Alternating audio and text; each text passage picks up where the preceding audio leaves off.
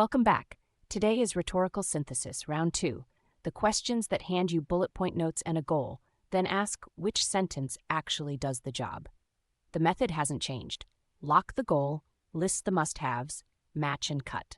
5 fresh questions this time, from an easy warm-up to a trap that fools almost everybody. Here's the whole method, same as last time. Check 1, lock the goal.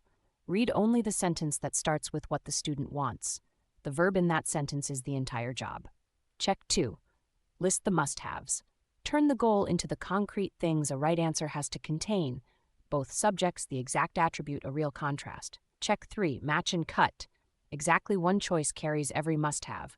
Cut the rest, especially the choices that quote your notes correctly while doing the wrong job. True but off goal is still wrong. Question 1, the warm-up. Check 1, lock the goal. The student wants to emphasize a similarity in how bats and dolphins find their prey, so the job is a similarity and it has to be about finding prey. Check 2, list the must-haves. Name both animals and give the shared hunting trick. Scan the notes. Bats send out sound waves and listen for echoes, and dolphins produce clicks and read the echoes that come back. Same trick, different water. My prediction, echoes in both. Time to match and cut. A puts bats against dolphins with a whereas. That's a difference, and it's about what they hunt, not how they find it. Set it aside. B is dolphins only, and one animal can't make a similarity. Cross it out. D calls both of them skilled hunters. A similarity, sure, but it never says how they find prey. Too vague, so out it goes.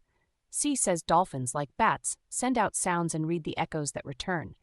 Both animals, one shared method. That's our answer.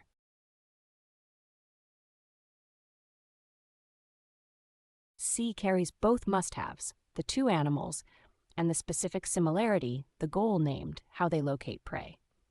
D was the tempting one. It really is a similarity, just a similarity about the wrong thing. The attribute in the goal decides it. Question 2, and read this goal slowly. The student wants to introduce maglev trains to an audience already familiar with conventional trains. That last part changes everything. These readers already know what a train is, so the must-have is a bridge, from the trains they know to the technology they don't. A right answer should define the maglev by contrast. Regular trains roll on steel wheels. Maglevs float above the track on magnets. Now the choices. A tells this audience that conventional trains roll on steel wheels. They already know that. It teaches them nothing new, so it's gone. B jumps to the Shanghai line and its speed. Impressive. But a reader still doesn't know what a maglev actually is. Strike that too. C explains that floating eliminates friction, yet it never connects that to a kind of train, a mechanism with no introduction. Knock it out. D says unlike conventional trains on steel wheels, maglev trains use magnets to float above the track, known to new, in one line. D does the whole job.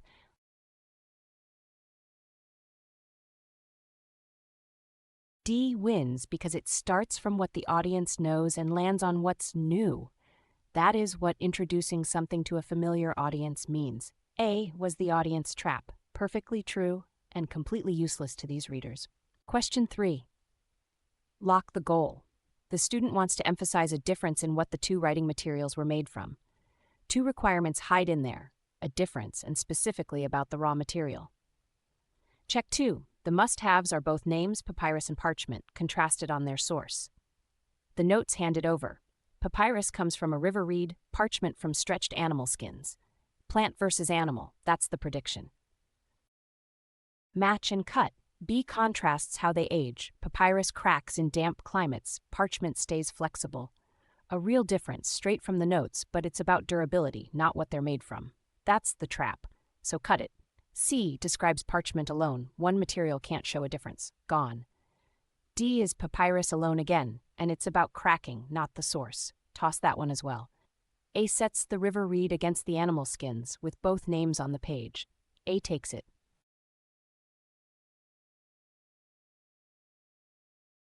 A is right because it contrasts the two materials on exactly the attribute the goal named, what they were made from. B was the classic trap, true, but about the wrong attribute. Your notes don't decide the answer. The goal does. Question 4, and the verb changes. The student wants to explain why cities stay warmer than the surrounding countryside at night. Explain why means the right answer must contain a cause wired to a result, not just true facts sitting next to each other. The must-haves, the heat mechanism, and the warm city outcome, connected. The notes build the chain. Asphalt and concrete soak up heat all day, release it slowly after sunset, while plants and soil out in the countryside store far less. To the choices. A repeats that cities run several degrees warmer on summer nights. That's the very thing we're supposed to explain. Restating it explains nothing. Off it goes. C says the countryside is covered in plants and soil. True piece of the puzzle, but there's no cause and no city in it. Drop it. D says the pavement absorbs heat all day and then stops. Half the chain, absorb but never release. Not enough, so cut it loose.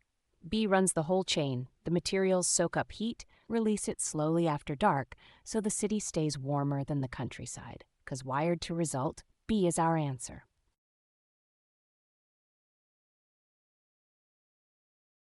B is the only choice where a cause actually produces the result, and that is what explain why demands.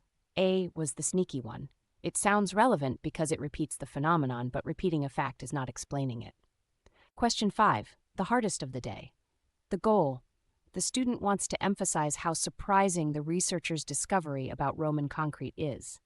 Surprise is a two-part effect, so the must-haves come in a pair, the expectation and the finding that breaks it. The notes give both.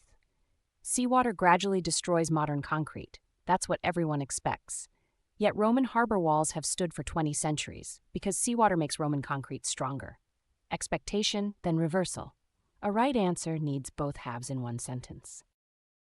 Check 3. Match and cut. A describes what the researchers studied, old harbor walls in the Mediterranean. Setup, no discovery. Away it goes.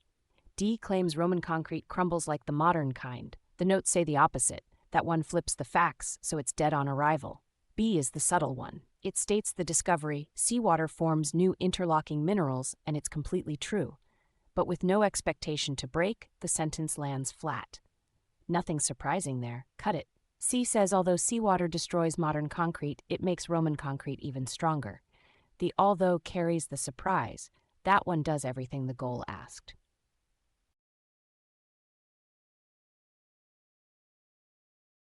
C wins because surprise needs contrast, what everyone expected and what the researchers actually found.